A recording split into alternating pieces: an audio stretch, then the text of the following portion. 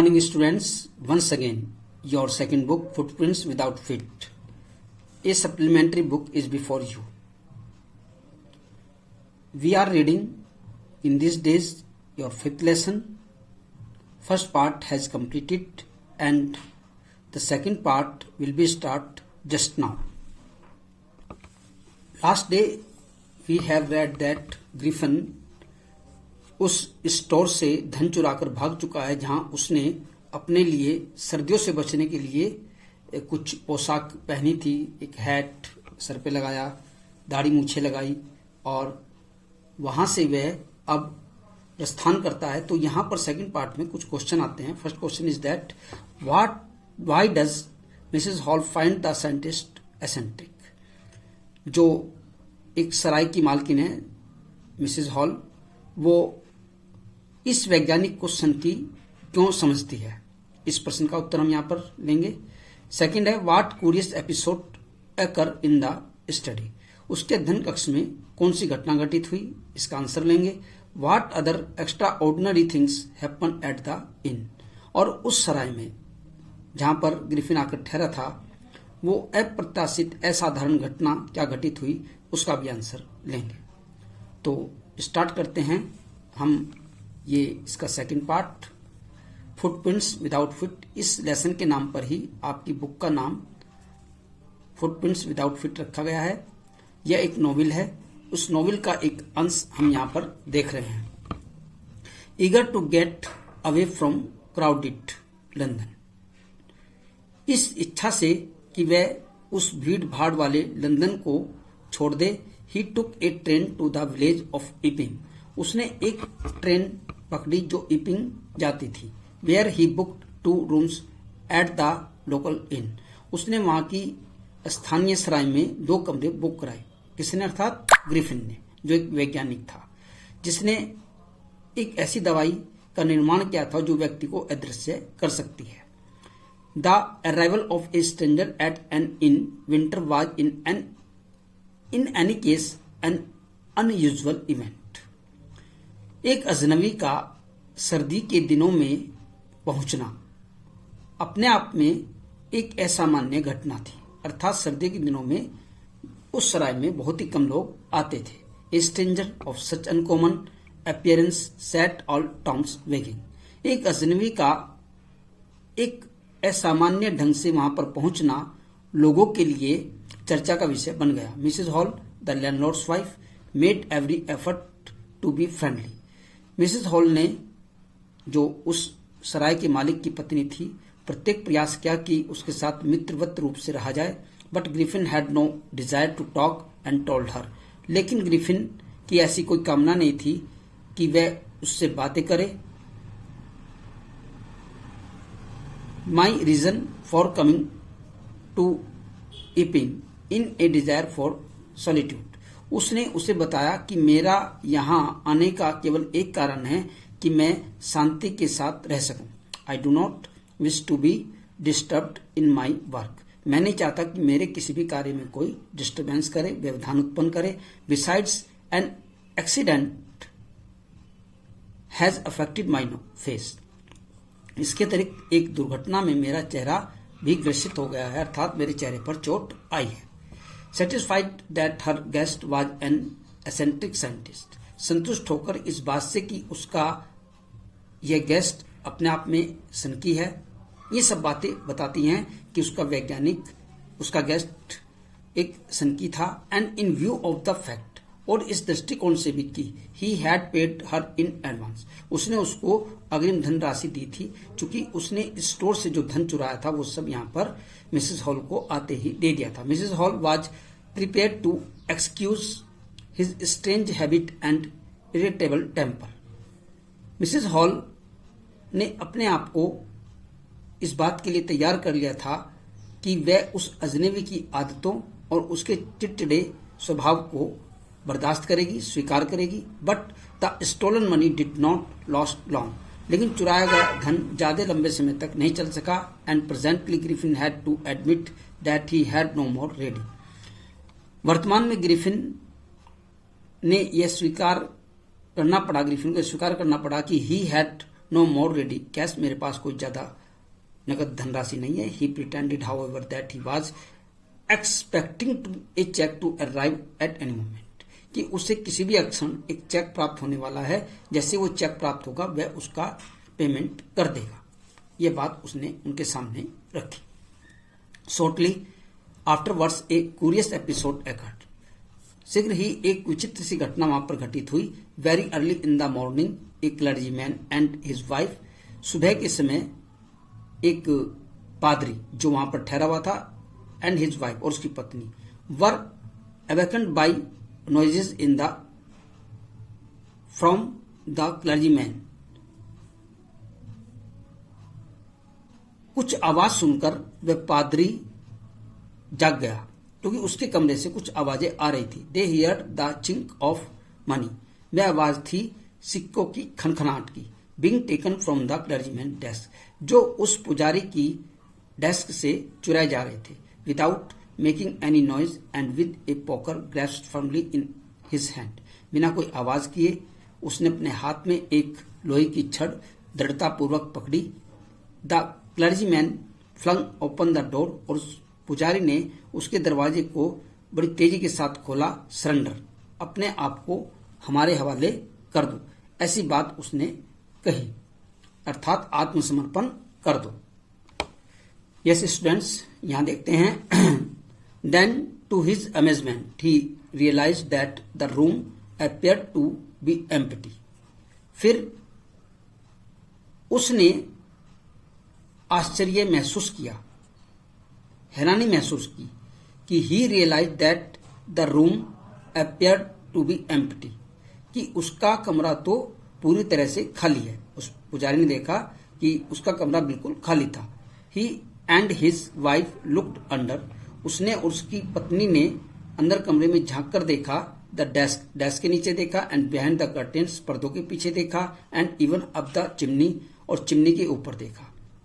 There was not a sign of anybody, वहां किसी के भी होने का कोई प्रतीक नहीं था, अर्थात ऐसा नहीं लग रहा था कि वहां कोई हो।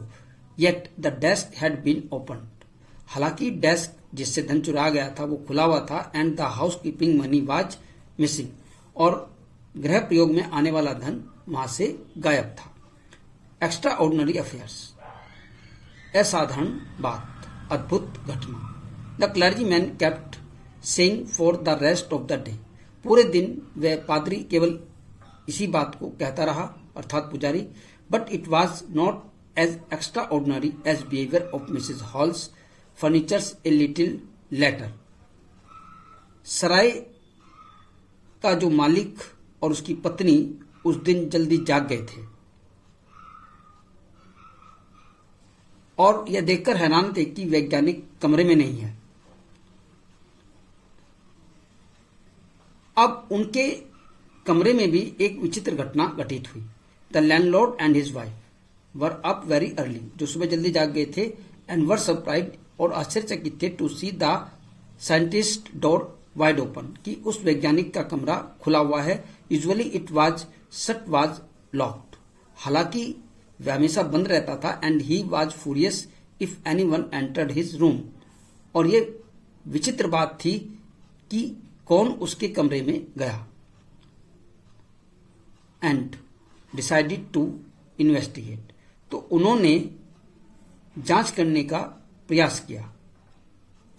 The opportunity seemed too good to be missed, यह अवसर था उनके लिए, अच्छा अवसर था कि वह यहां से गायब है। दे पिप्ड राउंड द डोर, उन्होंने दरवाजे से चारों ओर देखा। सा नबडी, वहां कोई नहीं था। एंड डिसाइडेड टू इन्वेस्टिगेट, और जांच करने का प्रयास किया। The bed clothes were cold, बिस्तर बिल्कुल ठंडा था। शोइंग दैट, यह देखकर the scientist must have been up for some times, कि वैज्ञानिक यहां पर काफी समय से नहीं है। एंड स्ट्रेंजर स्टिल, वह अजनबी भी।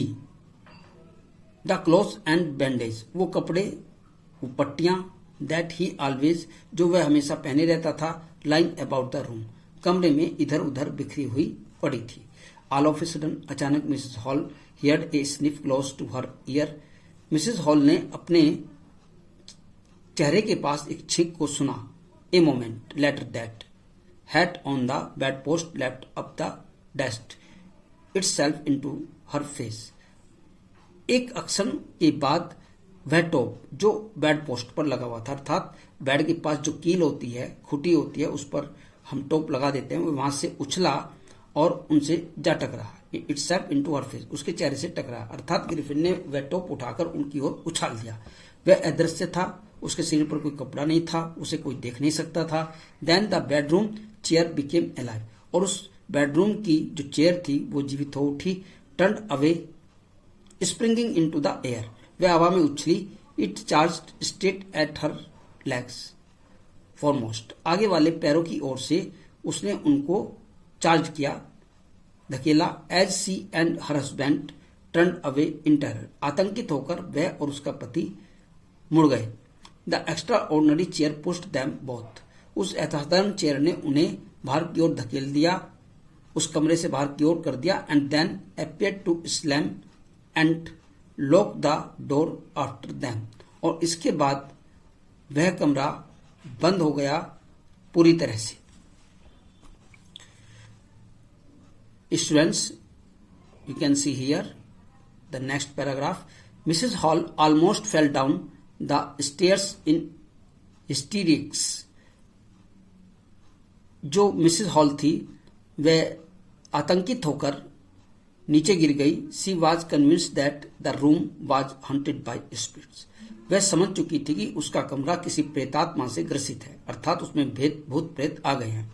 And that the stranger had somehow caused these two enter into her furniture, और किसी तरह से वह अजनबी उनके इस फर्नीचर में प्रवेश कर गया है. My poor mother used to sit in that chair, मेरी माँ जो इस चेयर पर बैठा करती थी. शी मोन्ड, वह बुदबुदाई. To think it should rise up against me now, वह भी अब मेरे विरुद्ध हो गई है. The feeling among the neighbours was that the trouble was caused by witchcraft, पड़ोसों की धारणा थी, उनका विचार था कि इस मुसीबत का कारण जादू टोना है. विचक्राफ्ट, जादू टोना. But witchcraft or not man, जादू टोना है या नहीं है. When news of the burglary at the clergyman's home became known, जब यह समाचार सेंधमारी का अर्थात चोरी का और क्लर्जीमैन के घर में हुई थी जो चोरी, उसका उन लोगों को पता चला, तो the strange scientist was strongly suspected of having had a hand in it, तो उन्होंने जान लिया कि उस अजनबी वैज्ञानिक का ही इसमें हाथ है. उन्होंने इस बात को बड़ी दृढ़ता के साथ कहा कि चोरी करने में भी और इस सराय की मालकिन को ऊपर से धक्का देने में भी उसी वैज्ञानिक का हाथ है. सस्पिशियंस ग्रीव, संदेह बढ़ता गया.